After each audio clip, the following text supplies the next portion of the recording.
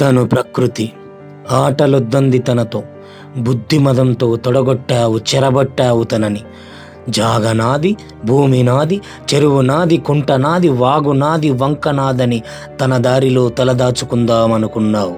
ఏమైంది? నీ ఆశ, నీ ఇల్లు, నీ వాకిలి, నీ గూడు, గొడ్డు గోద పిల్ల జల్ల ఇల్లు పొల్లు అన్నీ తన ఒడిలో కలుపుకొని తీసుకుపోయింది. చూస్తుండగానే గంగ ఒడిలో నీటి మడిలో సుడులు తిరుగుతూ ఒడులు తిరుగుతూ అడుగడుగు ఆర్తనాదం. ఆదుకునే చేతి కోసం, కాపాడే మనిషి కోసం వెడపొలికేక. అంతంత వెడల్పుతో పరుచుకొని ఒళ్ళు విరుచుకొని ఒక భయానక రాక తనని తాను దాటుకొని వచ్చి దాడి చేస్తుంటే మనిషికి దారి లేదిక. అందుకే ఈ ప్రకృతి ఇచ్చిన జీవితాన్ని, ప్రకృతిని కాపాడుకోవాలి.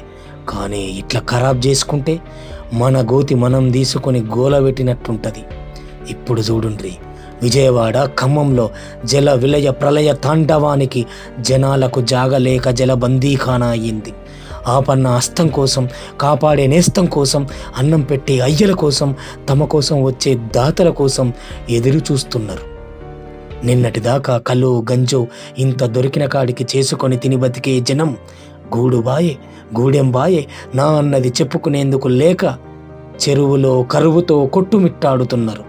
అందుకే అంటున్నాం, ఆశకు రూపం లేదు, హద్దు లేదు, అంతం కూడా లేదు.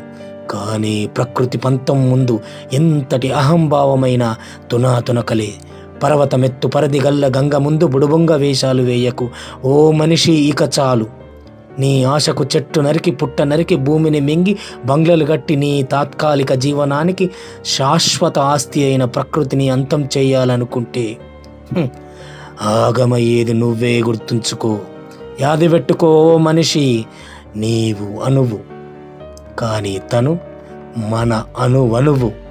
యాదించుకో, ప్రకృతితో పరాచకాలొద్దు.